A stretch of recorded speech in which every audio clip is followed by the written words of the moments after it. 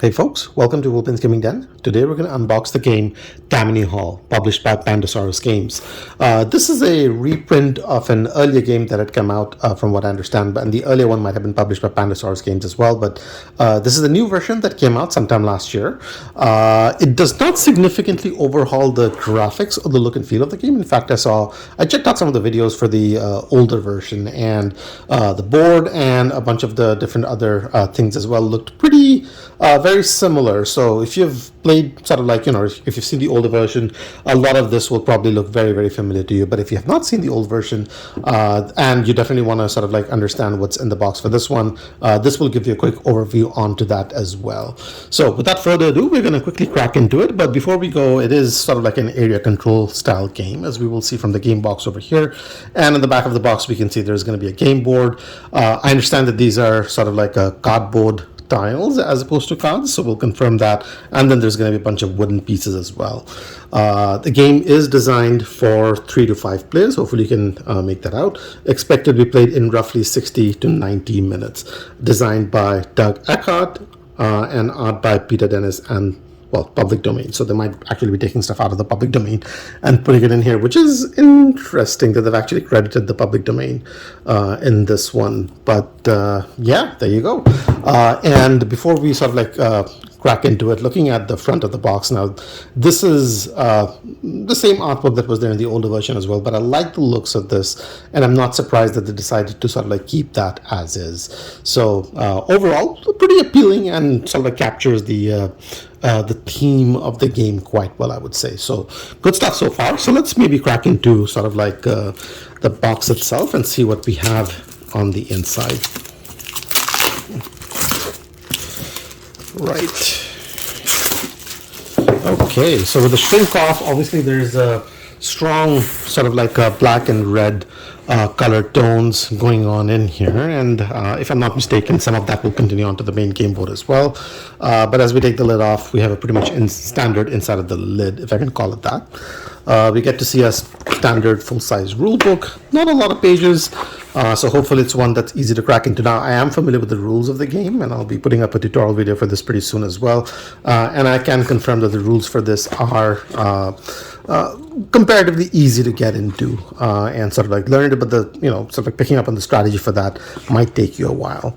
But lots of good graphics that sort of like walk you through it. You get the setup, you get the numbered locations and whatnot, so all good stuff. Player turns, the different steps that you can take, optional actions which get opened up later on in the game. Again, lots of visual sort of like flair in the rule book, so all of that is good. End of year stuff, scoring, election tiebreakers, end of game. The way to have power is to take it.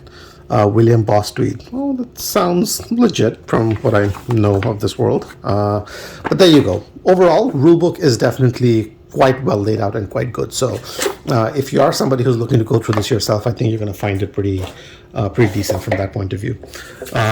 Some marketing stuff, which we'll move aside. We don't need to get into those. Now, so we have these different roles, and like I said, these are not cards, these are tiles. All punches out quite well. Thickness is all right, not bad, pretty standard. Feels durable enough, and 5 of these. We get a game board, which we'll have a look at maybe near the end. What do we have here? Tammany Hall is a board game based on real history. So sort of like gives you a little bit of for that Brennan Center for Justice. So it has a note that sort of like speaks to the historical context, I think, in here. And it's a pretty nice touch for this to be included in here. So good stuff. Right, now we have a bunch of wooden pieces, and we'll have a look at some of these, not all of these, because once you see it for one player count, the rest are going to be pretty identical. These are ward bosses, if I remember correctly, and these are going to be the dudes you're going to put out over the course of the game onto the different locations to sort of like have influence on those different areas. So you get them in 5 different player colors.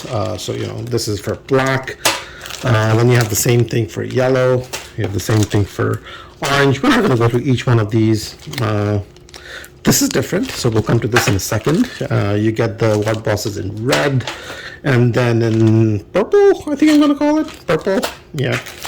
Now these are, if I'm not mistaken, the shame tokens. No, not the shame tokens. I forget what these are called. These are slander tokens. Sorry, never mind. And I see that there's some other kind of pieces in there as well. So let me see if I can fish some of these out. There you go. I forget what that is. Maybe it's a first player marker, or sort of like whoever has the mirror gets it, maybe. And then you get another hammer. So there's 2 of those. You get a marker. This, I'm guessing, is sort of like the round marker, perhaps.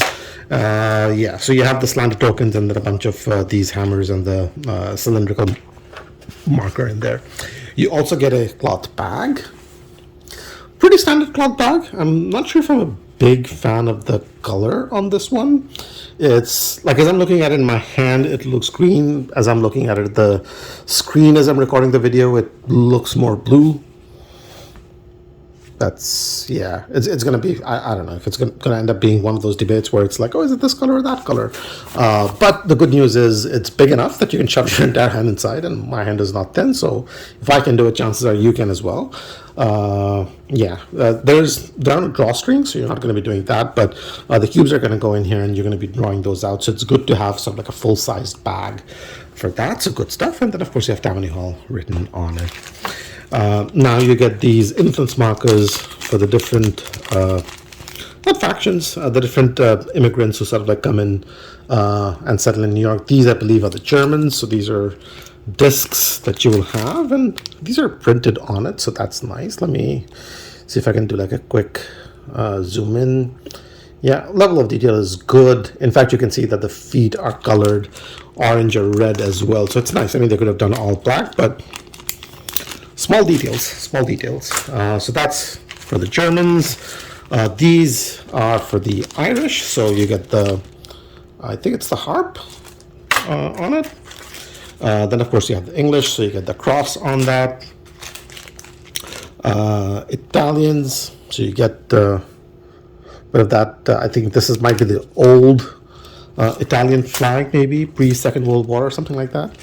Then you get a whole bunch of standard wooden cubes, and these will represent sort of like the immigrants as they come out of the game board. So these again would represent the German immigrants themselves, whereas the yellow markers would represent the amount of influence you have with the German immigrants. So these will correspond in colors. So you will get one for yellow, white for English, green for Irish, and blue for Italians. And of course, so that's pretty much everything that's in here. We still need to get to the board, but you do get this insert, which I mean, I guess it's better than nothing. Hopefully, everything will fit in here quite easily. I mean, you can maybe shove all of these discs on one, cubes and everything on the other. And I think there's enough space in here for you to do most of the stuff. These, I think, might be reserved, this area might be reserved for the tiles. So, yeah, that makes sense. Yeah, overall, pretty decent. But let's move these aside now.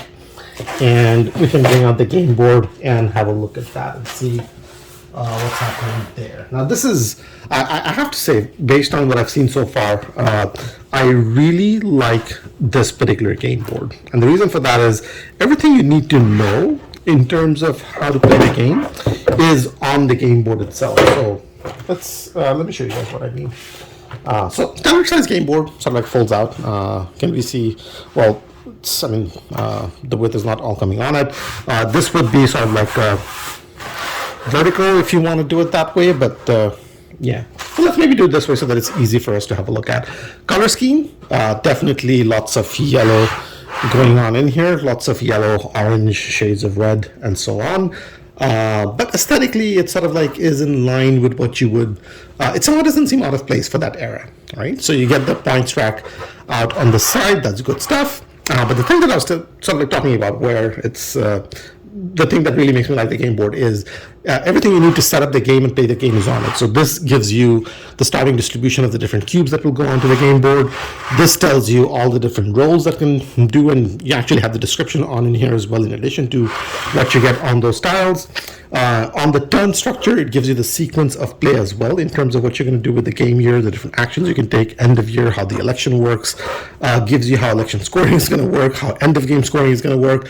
Once you know how to play the game, everything you need to play the game is on this game board itself, which is brilliant, honestly. Like, even for the setup, I'll just pull this forward a little bit. Different areas will unlock based on different player counts at different stages, and they're all laid out pretty neatly over here as well. So I really like this. It's very it's the epitome of a functional game board. So I really like this one. Artistically, you may or may not like it. That obviously is the personal preference. But functionally, really, it's on the money. And then in the back end, you get some lovely artwork. Sort of like hand-drawn sketches, looks like, of the different pieces put together. Something that you might potentially see in a newspaper back in the day. And maybe let's see if I can bring it forward so that we can zoom in and have a look at one or two of these. It's a very good level of detail, good artwork. For a side of the board, the chances are you will not really be spending a lot of time looking at. So, yeah, overall, very happy with it. Very happy with the production of the cardboard. Very happy with the production of the wooden tokens, and absolutely love the game board, the way that it's made out over here. There's definitely lessons to take from there for other publishers as well. That's it, unboxing for Tammany Hall.